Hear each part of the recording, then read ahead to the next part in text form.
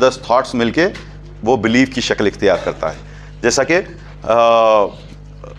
मुफ्ती साहब ने कहा कि हम तिजारत करने के लिए एक बिलीफ है कि तिजारत जो मौलवी हजरात होते हैं, क्या सवाल था सर आपका, थोड़ा सा रिपीट करेंगे? तिजारत में आएंगे तो उनके इल्म का अर्ज होगा, वो सही आलिम नहीं बन पाएंगे। जी, वो सही आलिम नहीं बन पाएंगे उलमा जब तिजारत में आएंगे। तो आप यकीन जाने और ये याद रखें बात को कि ये जो बिलीफ है, ओके, ये जो यकीन है, ये कई एक थॉट से बना है। कौन से थॉट इसमें है, हम अब एनालाइज करने की कोशिश करेंगे। एक ये कि दीन और दुनिया अलग है, दीन का मैदान दुनिया का मैदान अलग है। जैसा कि मैंने बताया, सबसे बड़ा साहना या सबसे बड़ा डायलेमा या जो खलिश आई है, हम ये दोनों उलूम को अलग करने की वजह से आई है। और अल्लाह के फजल करम से डॉक्टर अकीब साहब इस प्रोग्राम के ज़रिए से वो दोनों को एक तरफ लाने की कोशिश कर रहे हैं। और आप अगर देखें, ये पूरा प्रोग्राम मैं दीन के साथ पेश कर रहा हूँ। मैं ज़रूर लूँगा इंटरप्शन, ये बात ख़त्म होने के बाद, अगर आप इजाज़त दे तो ये दोनों को जोड़ते हुए आप समझे कि दीन और दुनिया का मैदान कोई अलग नहीं है।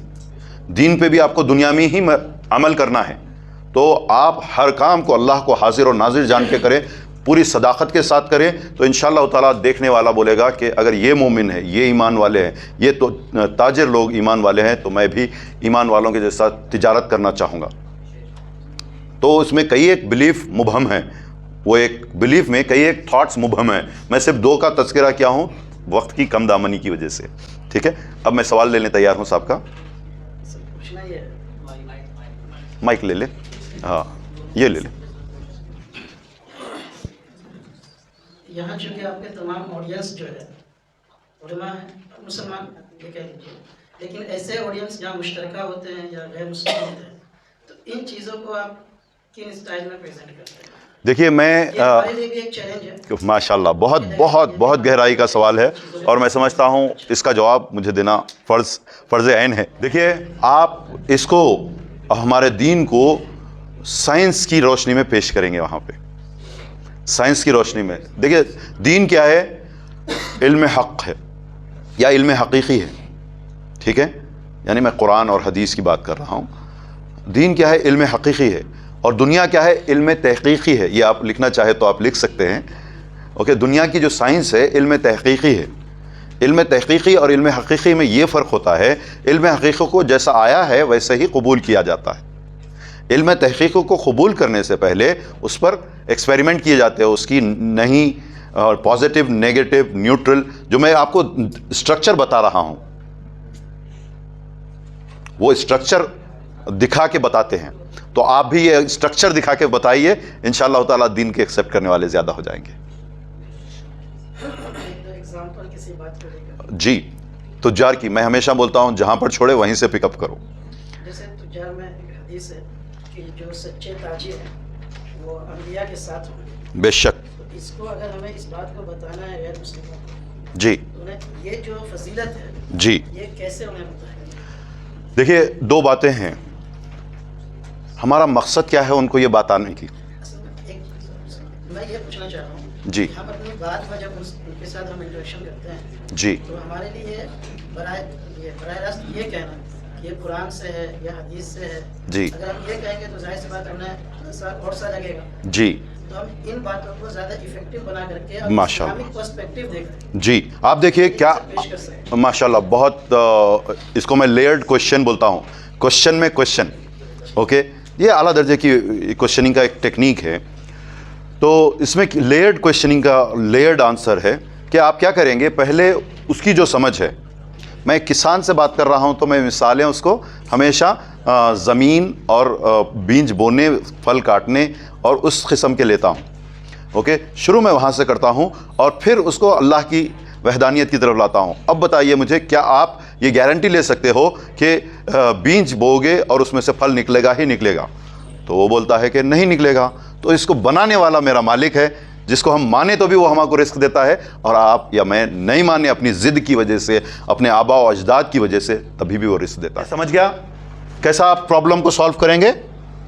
ओके, आपके प्रॉब्लम एस्पेक्ट के बिलीफ और बिहेवियर पे नज़र डालिए। क्या बिलीव्स है, मतलब बिलीव किससे बनता है, 4-5 थॉट्स से। ओके, जैसा कि अभी ये भी एक बिलीव है, ये भी एक बिलीव है, ये जितने भी बातें अभी आई है इस क्वेश्चन की शक्ल में, ये भी एक बिलीव्स है लोगों के।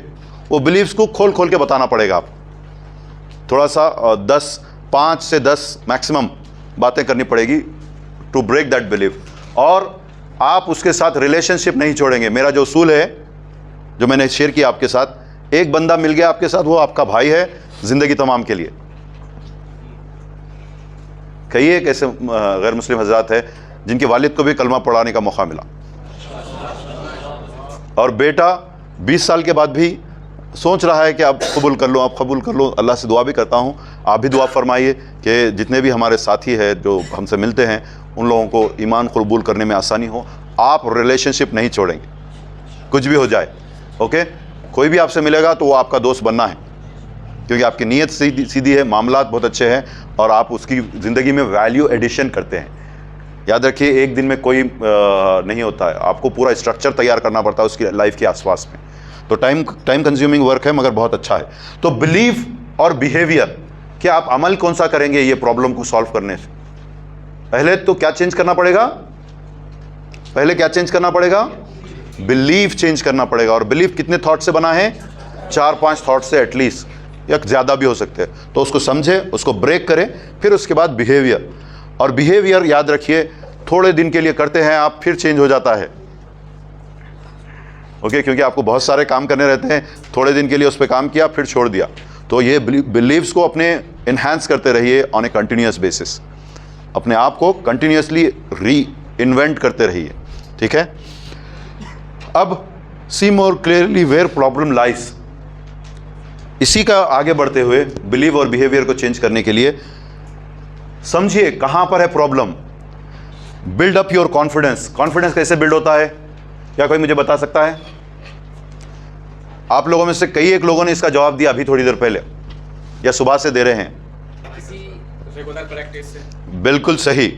आप लोगों ने कल अपना फोबिया, स्टेज फोबिया गवाया, और उसके साथ में आपका इतना कॉन्फिडेंस आया। ओके, स्टेज फील ही आ गई। ठीक है, तो इसी तरीके से आप कॉन्फिडेंस बिल्ड करेंगे। कोई भी चीज़ करना चाहते हैं, फेस योर फियर्स। क्या बताया मैंने? अपने डर को फेस करो। फेस करेंगे तो आप इंशाल्लाह ताला कॉन्फिडेंस खुद ब खुद आएगा। Next, change your negative beliefs by recognizing your faulty thinking. हमने फॉल्टी थिंकिंग को कैसा रिकॉग्नाइज करना पहले सेशन में देखा इससे। Okay, objectively analysis, challenge your thoughts. तो चैलेंज करें अपने थॉट्स को, वो हमने देखा कैसा स्ट्रक्चर है, चैलेंज कैसा करना है थॉट्स को। ठीक है, और रिप्लेस इनएक्यूरेट बिलीव्स। जैसे आपको मालूम हो गया, चैलेंज कर लिया आप, जो तीसरा मरहला है वो है इनएक्यूरेट बिलीव्स को आप निकाल के फेंक देंगे। इनएक्यूरेट मतलब जो सही नहीं है, जो सही नहीं है उसको निकाल के फेंकेंगे। जब आप ये करेंगे तो आप इंशाअल्लाह ताला देखेंगे कि आपका ने एक बहुत ही बेहतरीन एनर्जी है जो कि आप करना चाहते हैं और बढ़ना चाहते हैं आगे, और इसी लिहाज से वो आसानियां पैदा करेगा आपके लिए। ठीक है, next, change your negative beliefs, यानी अपने मनफी यकीन को बदले। अपने मनफी यकीन को बदले किस तरीके से? Bye recognising. रिकॉग्नाइजिंग को क्या बोलेंगे हम? पहचान कर। क्या चीज़ पहचानना है? योर फॉल्टी थिंकिंग, अपनी नाखिस सोच को, नाखिस सोच को पहचानिए। By objective analysis. Objective analysis मतलब उस चीज़ को एनालाइज करके। ऑब्जेक्टिव मतलब क्या बोलेंगे आप उसको? बामकसद तज्जिया। बामकसद तज्जिए के ज़रिए से उसको चैलेंज करिए अपनी सोच को, और रिप्लेस को क्या बोलेंगे हम? बदल दे। किस चीज़ को बदल दे? इनएक्यूरेट बिलीव्स को। वो यकीन जो कि सही नहीं है, वो यकीन जो सही नहीं है उसको रिप्लेस करे, बदल दे अपने सोच को। ठीक है, अपने यकीन को बदल दे, फिर इंशाअल्लाह ताला आपके लिए आसानियाँ होगी। शुरू में कामयाबी नहीं मिलेगी, इट टेक्स टाइम, आपको वक्त लगेगा, और वक्त के साथ आपको कामयाबी मिलेगी। अब हमारे ट्रेनिंग के मरहले के बहुत ही अहम कॉन्सेप्ट्स आ रहे हैं और मैं चाहता हूं कि आप इसको बहुत गौर से देखें और उस पर अमल करें। ठीक है, तो ये विशियस सर्कल है। आपने बहुत सारे वो देखे होंगे, आप ले सकते हैं। नहीं, क्या देना चाह रहे हैं? नहीं, भी नहीं जी। यहां पर लिखूं क्या ये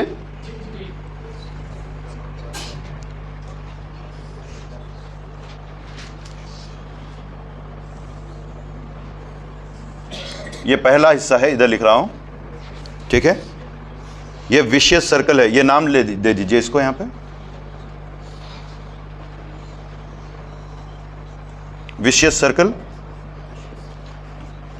थॉट्स अबाउट योर परफॉर्मेंस, अपनी कारकर्दगी के बारे में सोचना। इसका दूसरा हिस्सा है परेशान कुन ख्याल।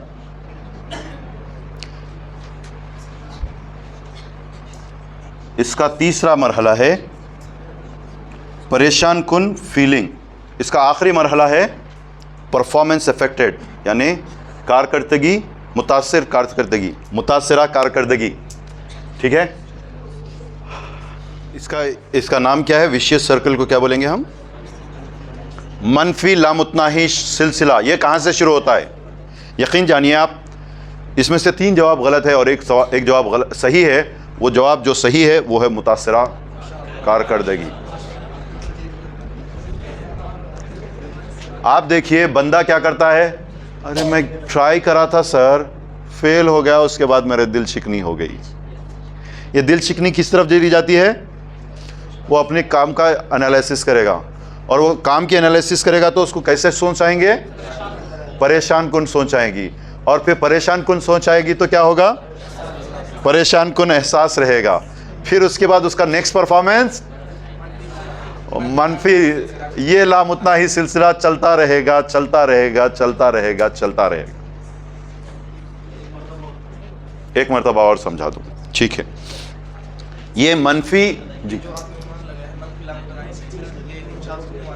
ये इन चारों का उन्वान है। एक्चुअली मैं कल आपको वो इतना बड़ा उसूल बताया हूं।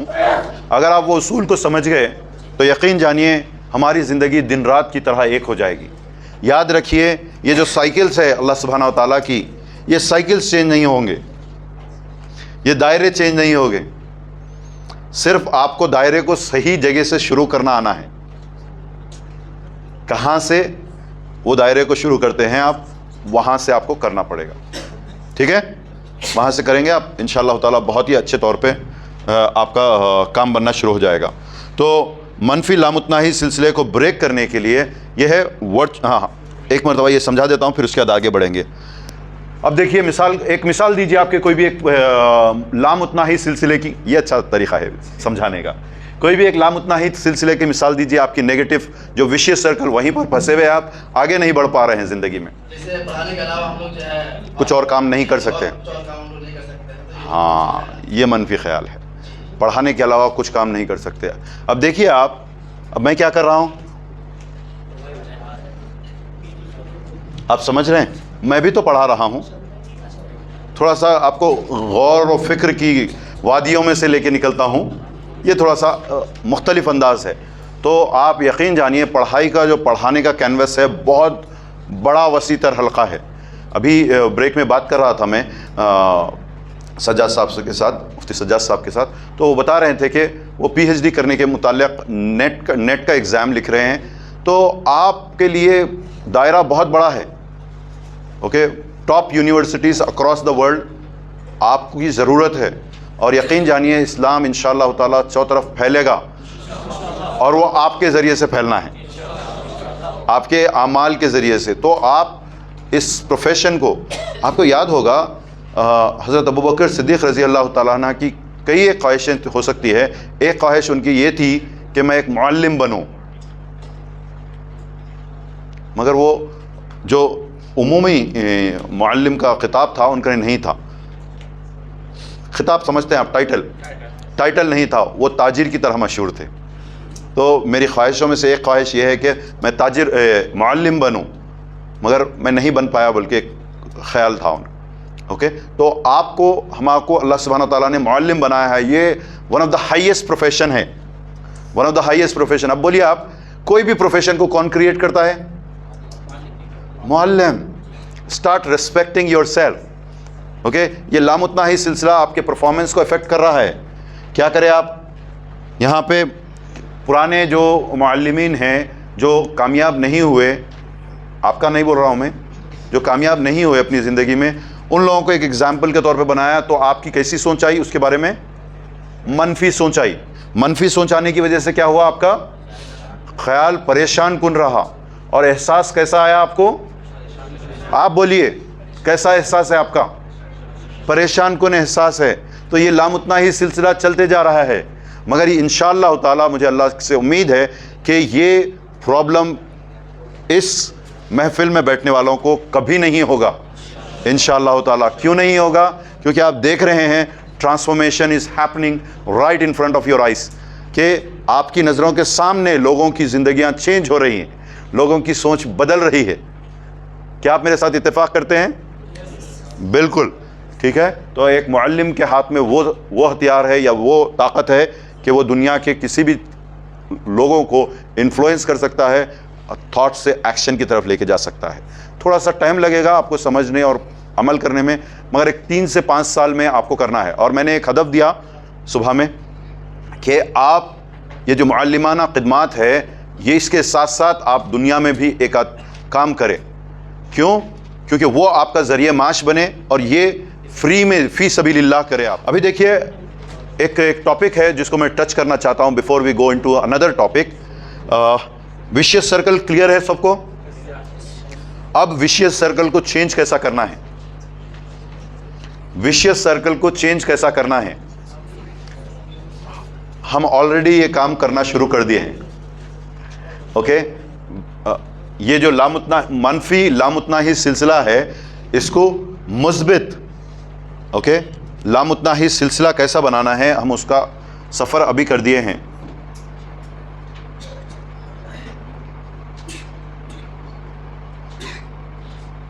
मुस्बित लामुतनाही सिलसिला या फिर वर्चुअस लामुतनाही सिलसिला कैसे आएगा आपका? बहुत सिंपल मामला है। क्या है सिंपल मामला? आप क्या करेंगे? सबसे पहले अपनी कहाँ पर शुरू करेंगे? थॉट्स पे वर्क करेंगे। ओके, अपनी कारकर्दगी पे नहीं, अपनी थॉट्स पे वर्क करेंगे। कौन से थॉट्स लेंगे आप? Positive thoughts. जैसा कि आप पहले क्या किए अपन, कल क्या किए? कल कौन सा अमल किया अपन?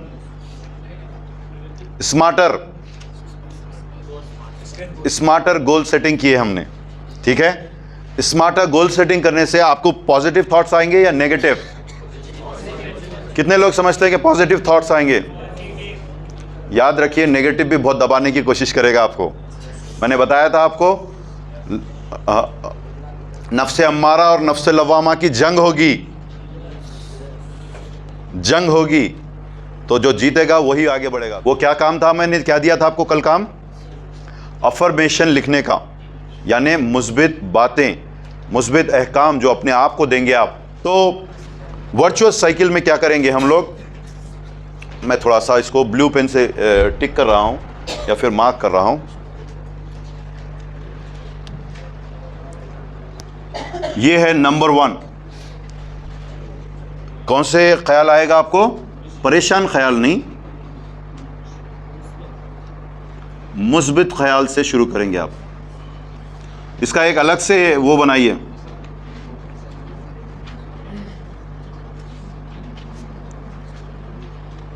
मुस्बित ख्याल, पहला अपना क्या है काम? मुस्बित ख्याल से हम शुरू करेंगे। फिर उसके बाद ये मेट दूं मैं, पहले का एक सर्कल बनाइए विशियस, फिर उसके बाद दूसरा सर्कल बनाइए। विशियस सर्कल का पहले मुकम्मल कर लिए थे आप लोग, अब वर्चुअस सर्कल का एक दूसरा सर्कल बनाएंगे नीचे आप, ठीक है। वर्चुअस सर्कल, ये है वर्चुअस लिखा हुआ।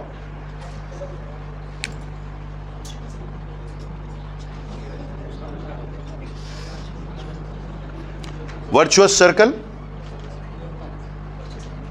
वर्चुअस सर्कल यानी ऐसा सर्कल जो कि आपको कामयाबी की तरफ लेके जाएगा। ये मनफी निकाल दे रहा हूं मैं, ये ऊपर का जो मुस्बित है उसको यहां पे लिख दो।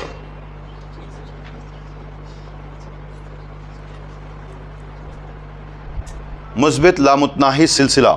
तो पहले क्या करेंगे आप? मुस्बित ख्याल करेंगे। ये किससे होगा? हदफ।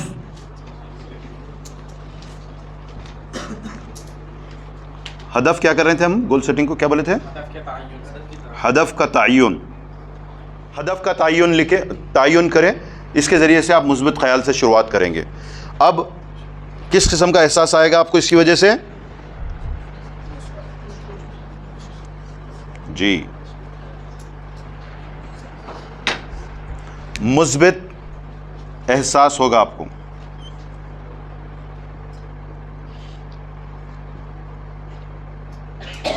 मुस्बित एहसास होगा आपको। ये मुस्बित एहसास क्या करेगा आपको? कैसा परफॉर्मेंस रहेगा आपका?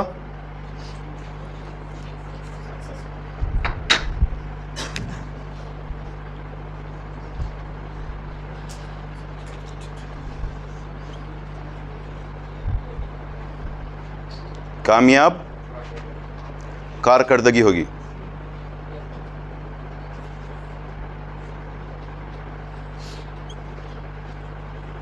कामयाब कारकर्दगी होगी। ये कामयाब कारकर्दगी का असर क्या होगा आपको?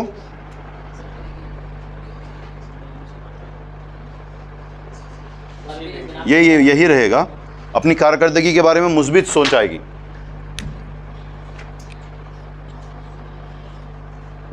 अपनी कारकर्दगी के बारे में मुस्बित सोच।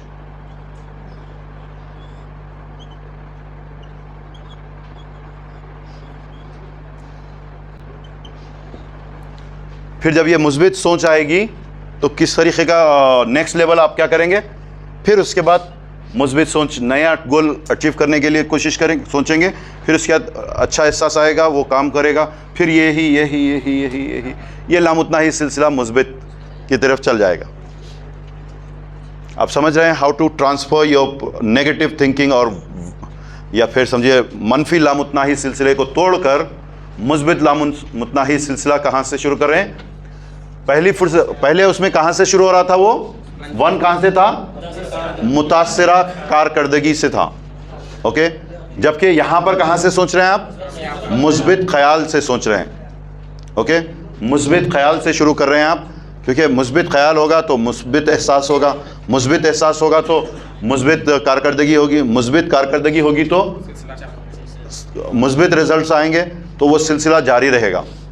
अब मुझे बताइए, based on your life experience, आपकी ज़िंदगी के तजुर्बात के हिसाब से कौन सी वो चीज़ है जिसमें कि आपने ये तरीक़ा अमल इख्तियार किया था और आपको कामयाबी मिली?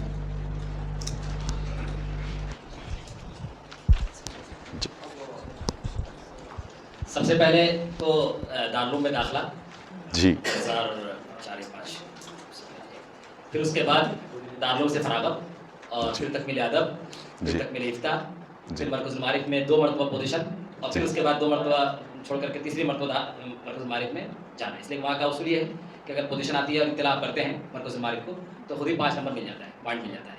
अच्छा, आइंदा वो 5 पॉइंट और काम आता है जी। ये तो एक सिलसिला रहा। फिर उसके बाद जामिया मिलिया से MA, आज़ाद से MA, उर्दू में भी, अंग्रेज़ी में भी, और उर्दू और अरबी में भी। जी, माशाअल्लाह माशाअल्लाह।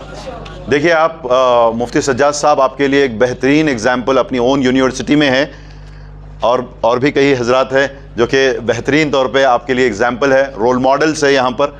जैसे कि मैंने कहा कि मीनारात है एक से बढ़कर एक, आप जिससे चाहे अपने रोल मॉडल के तौर पे चूज़ कर सकते हैं और उनसे राबता कर सकते हैं। याद रखिए, ये हम लोग बहुत ईजी लेते हैं, बहुत ईजी लेते हैं अवेलेबल होने की वजह से।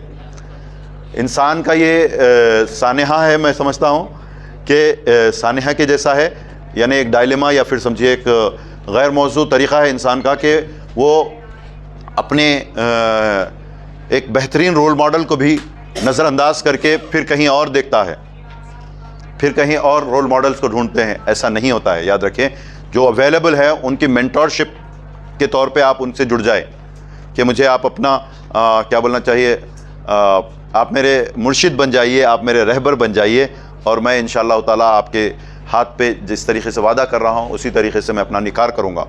तो जब आप मेंटोर बना लेते हैं अपने उस्तादों को जिन्होंने कामयाबियाँ हासिल की है अपने अपने मैदान में, तो आप देखेंगे कि इंशाअल्लाह ताला आपको बहुत ही आला दर्जे का कामयाबियाँ मिलेंगी। और जो कुछ भी प्रॉब्लम्स आप फेस कर रहे हैं इन लोगों ने मास्टर किया है उसको, अल्हम्दुलिल्लाह। ये लोग सुभान अल्लाह, अल्हम्दुलिल्लाह, माशाअल्लाह। अल्लाह इन लोगों की उम्र में बरकत दे, कमाई में, रिज़्क़ में, और हर तरीक़े से सेहत और आफ़ियत के साथ, बरकत के साथ आपके सरों पे साया सलामत रखे। तो इनसे फ़ायदा उठाएं आप, इंशाअल्लाह ताला आप देखेंगे कि आपका सफ़र बहुत आसान हो जाएगा और इंशाअल्लाह आप कहीं पर भी वो नहीं होंगे। तो मैं चाहूँगा कि आपका एक दूसरा होमवर्क दूँ मैं। दूसरा होमवर्क ये है आपके लिए। पहला होमवर्क क्या था आज का? 3 मुस्बत ख्याल, वो तो कल का है ना भाई। अच्छा, आज दिया, मैं दोबारा दिया, ठीक है। आप बोल रहे हैं बोल के दे रहा हूँ मैं, मगर मेरे हिसाब से वो एक नहीं है। चलिए ठीक है, अगर आप उसको एक मानते हैं तो ये दूसरा होगा। दूसरा टास्क है आपके लिए कि आप अपने एक उस्ताद को अपने काम के लिए अपना मेंटोर बना लें और उनसे डिस्कस करें कि आप क्या करना चाहते हैं और उसके लिए क्या लाहे अमल देते हैं। मैं जानता हूँ ये आज में नहीं होगा क्योंकि उनके बहुत सारे काम हैं। तो आपको ये सेकंड वीक का टास्क है कि आप उनको अपना मेंटोर बनाएंगे और उनसे तबादले ख्याल करके जो उन लाहे अमल आपको देते हैं वो शेयर करना आपका काम रहेगा सेकंड वीक का। फर्स्ट वीक का क्या टारगेट है? अपने थॉट्स के बारे में वो करना है। सेकंड वीक में अपने मेंटोरशिप के लिए अपने उस्ताद इकराम को जाके मिलना है और उनसे कनेक्ट करना है और आना है। यहाँ पे बहुत काम बढ़ जाएगा उस्तादों के लिए, मगर इंशाअल्लाह ताला जी। देखिए, सबका काम डिस्टर्ब किए बगैर आना है। अल्हम्दुलिल्लाह, सबका काम डिस्टर्ब किए बगैर उनसे बहरावर होना है या फिर फ़ायदा हासिल करना है, ठीक है। तो आपका सेकंड वीक का जो टास्क है वो है mentorship of your teachers. Okay, उस्ताद इकराम से आप मेंटोरशिप यानी किस तरीके से आप अपना करियर शुरू कर सकते हैं, जो भी फील्ड में जाएं आप एक्सपर्ट के साथ किस तरीके से कनेक्ट होना है, इसकी तरफ काम करेंगे। और इंशाल्लाह मैं भी आपको उसके लिए कुछ रहबरी करूंगा और आप लोगों से भी ख्वाहिश करूंगा कि आप भी हमें बताएं कि किस तरीके से ज़्यादा ये लोग फ़ायदा उठा सकते हैं आपसे। ठीक है, इस पर कुछ क्वेश्चन है आपका? नहीं, थोड़ा सा छोटा माइक वहीं पर है, आप थोड़ा सा हाथ आगे बढ़ा के दे दें।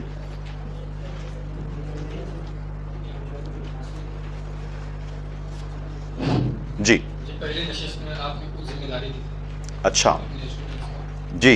मुझे जो जिम्मेदारी मिलती है सोने के ऊपर, क्या आप इसको कुछ रोशनी डालेंगे? आप इतने बेहतरीन का टाइम पे बोल रहे हैं कि मैं इनकार नहीं कर सकता। देखिए, सोने के मुताल्लिक़ पावर नैप बोल के एक वर्ड है जिसको कि हम खैलूला मानते हैं। खैलूला का सबसे अच्छा टाइम जो है, खैलूला या आप कुछ और प्रोनाउंस करते हैं तो खैलूला ही है जी। खैलूला के लिए सबसे बेहतरीन जो टाइम हो सकता है वो 1 से 1.5 घंटे का टाइम है। इसके बाद सोना, गोया आप अपने जिस्म में नेगेटिव केमिकल्स भर रहे हैं। 1 या 1.5 घंटे से ज़्यादा सोना, आप नेगेटिव केमिकल्स भर रहे हैं। इससे आपकी सुस्ती बढ़ेगी, इससे आपके जिस्म में बीमारियां बढ़ेगी और कुछ फ़ायदा नहीं होगा। ओके, ये मुसद्दक़ा बात है, ये साइंटिफिक रिसर्च करने के बाद बात कर रहे हैं। आप क्या करें कि असर से पहले, क्योंकि 2 बजे 2:30 बजे ख़त्म हो रहा है, तो 2-2:30 बजे आप खाना खा लें। 2:30 बजे तक खाना ख़त्म करके थोड़ा सा वॉक कर ले 5-10 मिनट, फिर उसके बाद सो जाए और 4 बजे तक उठ जाए। उठ के आपको असर पढ़ना है। उसके बाद जो भी काम करना है रिसर्च का, जैसा कि हमने बताया कि तहक़ीक़ करना है आपको अपने आमाल के ऊपर, वो तहक़ीक़ के काम में लग जाए आप 1 घंटा, और या नहीं तो अपनी फील्ड जो भी आप चूज़ कर रहे हैं उसके बारे में स्टडी करने पे लग जाए। ठीक है, तो इससे आपको बहुत ज़्यादा खातिर खां फ़ायदा होगा। ठीक है, तो इस तरीके से आप आगे बढ़ेंगे। दूसरा मैंने और एक काम दिया था, सर ये हो रहे थे कि रात में कितने देर सोना चाहिए? रात में कितनी देर सोना चाहिए। ये बहुत ही बेहतरीन और बहुत इम्पॉर्टेंट एरिया है, बहुत ही इम्पॉर्टेंट एरिया है जिसको कि हम कवर करना चाहिए। आप यकीन मानिए, एक मिस्री साइंटिस्ट ने इस पर बहुत अच्छी रिसर्च की और उनकी रिसर्च का कुछ मजमुआ आया है और मैं चाहता हूं कि वो आप कने पहुंचे। 9 बजे से तकरीबन 2 बजे तक अगर आप 1 घंटा सोएंगे तो 3 घंटे का आराम मिलेगा आपको। 9 बजे से 2 बजे तक, 2 बजे से 4 बजे तक अगर आप 1 घंटा सोएंगे तो 1 घंटे का ही फायदा होगा आपको। 4 बजे के बाद अगर आप सोते हैं तो 3 घंटे सोने पर 1 घंटे का फायदा मिलेगा। मैं दिन की बात नहीं कर सकता सर, फिर दोबारा बोल दूं मैं दिन की बात नहीं कर सकता, आप समझ सकते हैं 9 बजे से 2 बजे तक आप सोएंगे तो 1 घंटा सोएंगे, आपको 3 घंटे का आराम मिलेगा। 2 बजे से 4 बजे तक आप सोएंगे तो 1 घंटे का सिर्फ 1 घंटा आपको आराम मिलेगा, क्योंकि जो बॉडी रिपेयर होती है ये डीप स्लीप में होती है और डीप स्लीप में जाने के लिए 1.5 घंटा लगता है और दिन में डीप स्लीप नहीं जाना चाहिए, इसलिए आज से वो 1.5 घंटे पे मुनक़ता करने की बात कह रहे हैं। आप समझ रहे हैं, 1.5 घंटे पे मुनक़ता करने की, क्योंकि वो रिपेयर में जाएगा तो फिर आपके पूरे सिस्टम्स बंद होना शुरू करेंगे और दिन में कुछ और चीज़ें प्रोड्यूस होगी जो कि आपके लिए मुज़िर है। आप देखिए हुज़ूर सल्लल्लाहु अलैहि वसल्लम का जो क़ैलूला हुआ करता था वो बहुत ही मुख्तसर वक्त के लिए हुआ करता था। आप लोग मुझसे बेहतर जानते हैं कि कितना वक्त के लिए हुआ करता था, मगर आप मुझे जहाँ तक समझ में आया वो 1 घंटे के ज़्यादा नहीं होता था। आप लोग मेरी रहबरी कर सकते हैं क्योंकि मैं एक तालिब इल्म हूँ इस सब्जेक्ट का और आप लोग मास्टर हो। ओके, तो ये एक नज़्म है जो हम कर सकते हैं और बहुत बेहतरीन तौर पे। और एक मैं जी 4 बजे के बाद 3 घंटे सोएंगे तो 1 घंटे का आराम मिलेगा आपको। 3 घंटे सोएंगे तो 1 घंटे का आराम मिलेगा। ओके, आप चाहे तो 5 बजे तक जग सकते हैं या 5 बजे तक सो सकते हैं, या नहीं तो फिर तहज्जुद वगैरह पढ़ने का इस्तेमाल करिए, या नहीं तो कुरान पढ़ने का इस्तेमाल करिए, जो भी आप करना चाहते हैं। But it is up to you. मगर फज्र के बाद बिल्कुल सोना नहीं है, आप उसके बरक्स एक्सरसाइज करिए। आपको मालूम है हुज़ूर सल्लल्लाहु अलैहि वसल्लम का मामूल ये हुआ करता था कि आप इशराक़ तक बैठते थे ज़िक्र और अस्कार में, फिर उसके बाद तदरीस में रहते थे आप चाश तक, फिर चाश पढ़ के आप घर वापस आया करते थे। ठीक है, आप समझ रहे हैं, समझ गए, ये क्लियर है। अब एक चीज़ ये बहुत अहम है, एनर्जी साइकिल को समझना, क्योंकि आपने देखा हम लोग ब्रिलियंट ब्रेथ एक्सरसाइज के ज़रिए से अपने आप को एनर्जाइज कैसे रखें दिन तमाम, उसके लिए मेहनत कर रहे हैं और माशाल्लाह आप लोगों को खातिर खां फ़ायदा हो रहा है उसका। कितने लोगों को बेहतरीन तौर पे ब्रिलियंट ब्रेथ एक्सरसाइज की वजह से फ़ायदा हो रहा है। शाकिब साहब, मैं चाहूँगा कि ये मैं आपको उसके लिए याद दिलाने के लिए नहीं कहा था, मैं आपसे कहना चाहता था, एक गुजारिश है, अगर आप समझते हैं ये ब्रिलियंट ब्रेथ बहुत अच्छी एक्सरसाइज है जो कि आपके लिए फ़ायदा पहुंचा रही है, इतने लोगों को अगर फ़ायदा हो रहा है तो क्यों ना हम ये अपनी पूरी जामिया के लिए एक किस्म से इसको रेगुलर करवाएं। ओके, ये एक मशवरा है, आप अपनी लोगों में एक और चलिए। तो ये बहुत ही इम्पॉर्टेंट है। क्यों मैंने ये वक्त मुतय्यन किया है आफ्टर इशराक़ और आफ्टर असर, क्यों किया है, उस पर भी साइंटिफिक रीज़न है। आप याद रखिए, एनर्जी साइकिल बोल के कोई चीज़ होती है। ओके, एनर्जी साइकिल में क्या है, आप सो के उठते हैं तो एनर्जी ऐसा जैसा सूरज उठता है उसी तरीके से ऊपर जाती है। अब 1 बज रहा है, ये एनर्जी डिप होने का टाइम है, ये एनर्जी डिप होने का टाइम है। तो यहाँ से 4 बजे तक फिर नीचे जाती है ये एनर्जी साइकिल, फिर 4 बजे से ये दूसरा राउंड शुरू होता है। तो जब आप पिकअप कर रहे हैं वहाँ पे 1 मरतबा किया, आप जब पूरा डिप हो गया फिर नई साइकिल शुरू हो रही है, वहाँ 1 मरतबा कर रहे हैं आप। इस तरीके से आप बेहतरीन तौर पे अपने पूरी बॉडी को रिजेनरेट कर रहे हैं। आप समझे मेरा क्यों मैं कह रहा था। और मैं ऐसे ही नहीं बोल रहा हूँ, मैंने हिंदुस्तान के बेहतरीन मास्टर्स के साथ इस पे वर्क किया है, सीखा है, और रिसर्चर को आज पूरी दुनिया पे रिसर्च हो रही है, पूरी दुनिया में रिसर्च हो रही है। आपकी एक एक खलिए, उसकी बाफ्तें, उसके क्या बोलना चाहिए, DNA, RNA, micro molecular structure change कर रहे हैं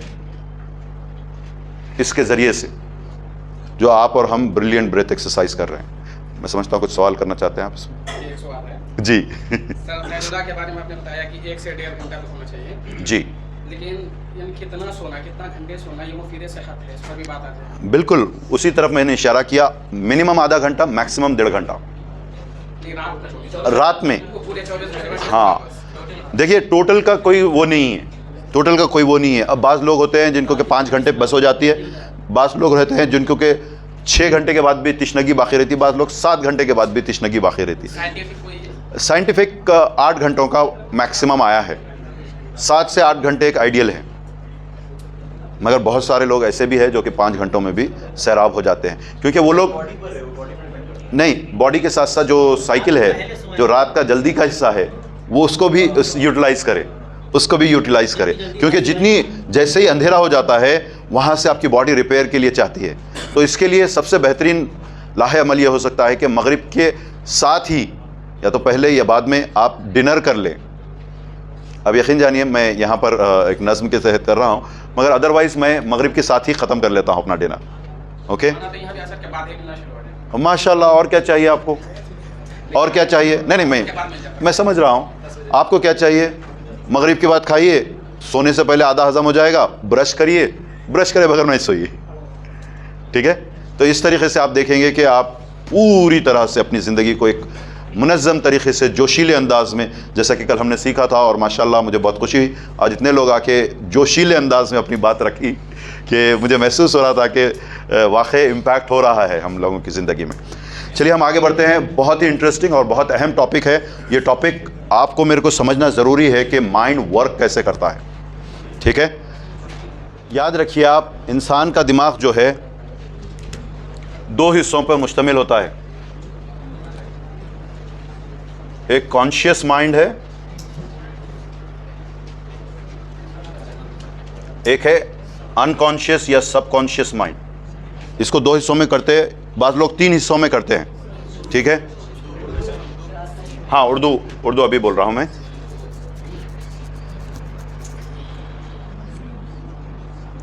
कॉन्शियस मतलब क्या बोलेंगे हम लफ्ज़, बाशऊर।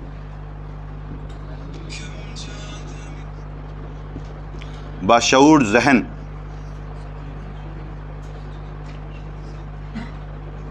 इसको बेदार जहन भी कह सकते हैं, ठीक है, आप जो बोले। बेदार या फिर बाशऊर जहन, ठीक है।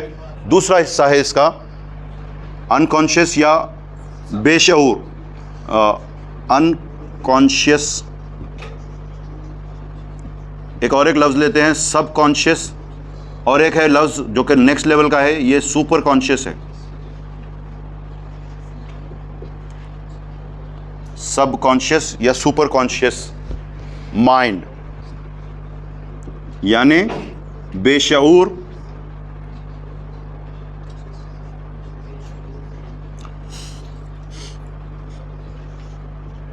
बेशऊर,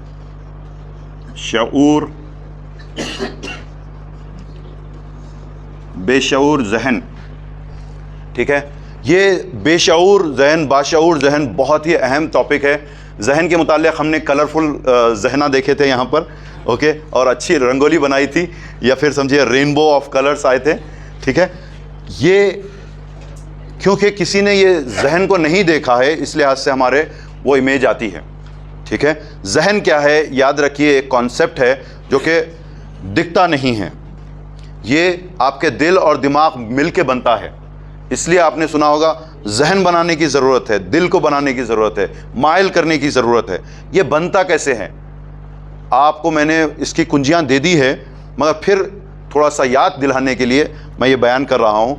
जहन बनाने के लिए आपको कोई भी आइडिया को बार बार इसके अंदर डालना पड़ता है, बार बार। तो क्या हो जाएगा, ये खिड़की ओपन होगी, ओके। कॉन्शियस माइंड से वो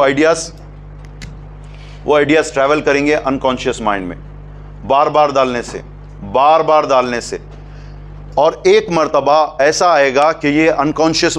आप याद रखिए, आपके हिसाब से कौन सा माइंड ज़्यादा पावरफुल है, कॉन्शियस या अनकॉन्शियस? कितने लोग बोलते हैं कॉन्शियस माइंड, ठीक है। कितने लोग समझते हैं अनकॉन्शियस या सबकॉन्शियस माइंड? कुछ लोग दोनों में हाथ उठा रहे हैं, ये बात गलत है भाई।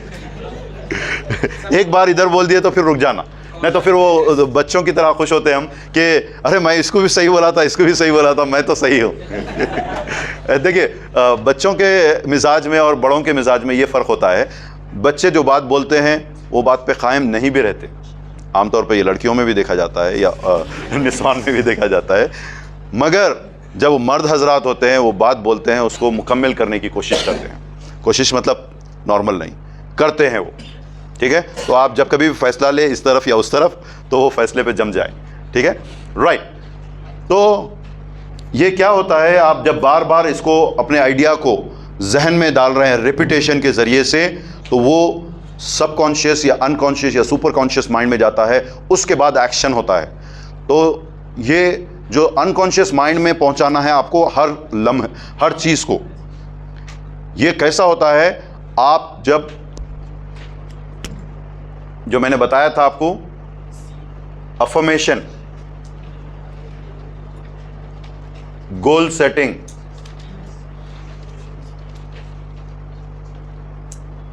और तीसरा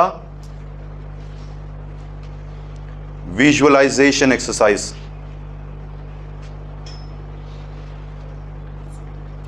ओके, और क्या कुछ और आएगा इसमें?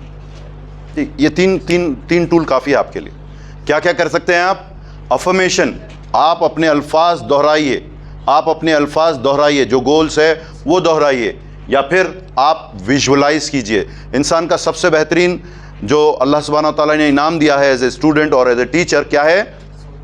तसव्वुर। तसव्वुर में आप पूरी कायनात को विजुअलाइज कर सकते हैं। ओके, विजुअलाइज कीजिए अपने आप को। और जो आज मैंने कहा कि 20 से 30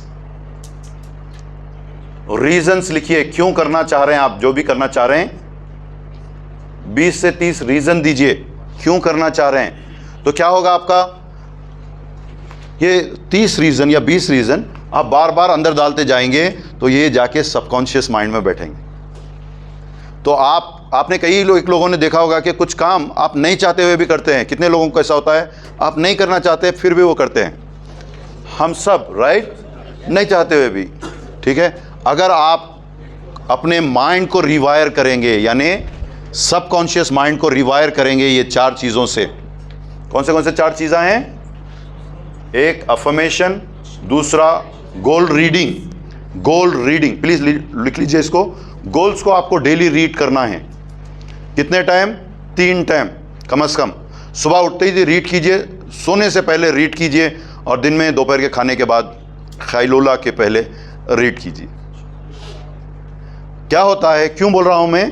सबकॉन्शियस माइंड सोने से पहले ज़्यादा एक्टिव रहता है, और उठने के बाद थोड़ा सा मुतहर्रिक होने से पहले एक्टिव रहता है, रिसीव करने के लिए, अंदर भेजने के लिए। आप समझ रहे हैं सर? ये बहुत बड़ी बात है जो आज हम डिस्कस कर रहे हैं। ये अगर आपको क्लियर हो गया तो आप देखेंगे कि आप अपना बिहेवियर आसानी से चेंज कर सकते हैं। और असातिज़ा इकराम के लिए है, आप अपने छोटे यंग बच्चे जो है, जो कि कुछ टफ बैकग्राउंड से आते हैं, उनको ये काम करवाइए। कोई भी चीज़ बार बार रिपीट करवाइए, तो आप देखेंगे कि जो भी अच्छी बातें हैं उनको लिखिए और उनसे लिखवाइए। याद रखिए, अच्छे उस्ताद, ज़्यादा अच्छे उस्ताद बनने की ज़रूरत नहीं है। मैं किसको बोलता हूँ ज़्यादा अच्छे उस्ताद? पूरे आंसर अपन ही दे देते। अरे उसको, वो सोचने के लिए बनाया गया। अल्लाह ताला ने हमको ऐसे नहीं भेजा। अल्लाह ने हमें सोच और फिक्र के साथ भेजा है। उसको सोचने दो, उसका काम है। आपका काम नहीं है सोचना, आपका काम सिर्फ स्क्रैच करना है, उसको मुफक्किर बनाना है, मुफक्किर इस्लाम बनाना है इंशाअल्लाह ताला। हर बच्चे में ये सलाहियत कूट कूट के भरी हुई है। आपका काम क्या है? उसकी वो खुसूसियत को उभारना है। जब आप उभारेंगे तो आप देखेंगे कि एक नया इनकलाब उसकी ज़िंदगी में आएगा। अरे मैं तो सोच सकता हूँ, मुझे सोचने की आज़ादी है, मैं महसूस कर सकता हूँ, मुझे महसूस करने की आज़ादी है, मैं तो अपनी दुनिया बदल सकता हूँ, मुझे अमल करने की आज़ादी है।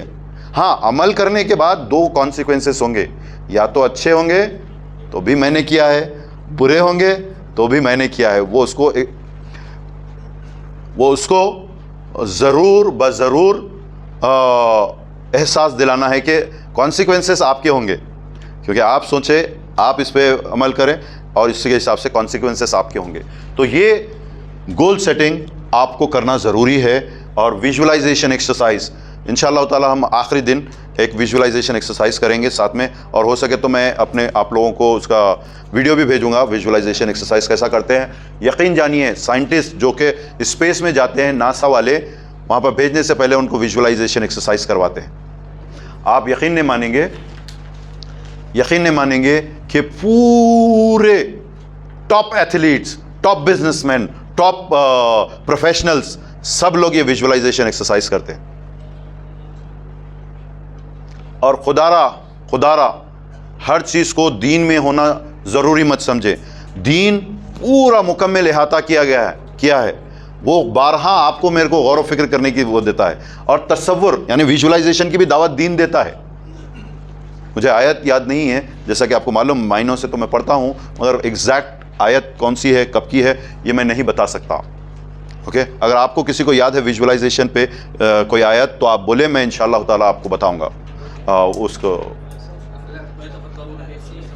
जी वो कल हम पढ़ने वाले हैं इंशाअल्लाह ताला।